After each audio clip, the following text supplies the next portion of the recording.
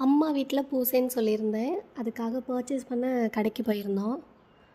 ஆடி மாதம்னா சாரதாஸில் collection அள்ளி போட்டிருப்பாங்க. ஆனால் இந்த தடவை எனக்கு பெருசாக ஒன்றும் எனக்கு ட்ரெஸ்ஸஸ் பிடிக்கல.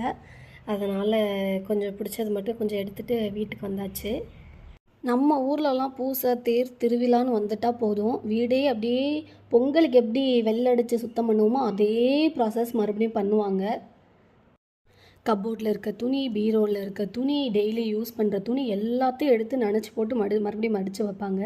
வீட்டில் இருக்க மூலை முடுக்கில் இருக்க எல்லா பாத்திரத்தையும் வெளியில் எடுத்து போட்டு விலக்கி மறுபடியும் எடுத்து உள்ளே வைப்பாங்க. இது வழக்கு முறையாக நடக்கிற ஒரு விஷயம். பாதி துணி நனைச்சாச்சு, இன்னும் பாதி துணி அப்படியே பேலன்ஸ் இருக்குது. இனிமேல் தான் நினைக்கணும். வேலை செய்கிறப்ப கலப்பு தெரியக்கூடாதுல்ல, அதனால் இடையில ஃப்ரூட்ஸு, ஜூஸு எல்லாம் குடிச்சிட்டு அப்படியே வேலை பார்த்துக்கிட்டு இருக்கோம். உங்கள் ஊர்லேயும் தேர் திருவிழான்னா இப்படி தான் வேலை செய்வீங்களான்னு மறக்காம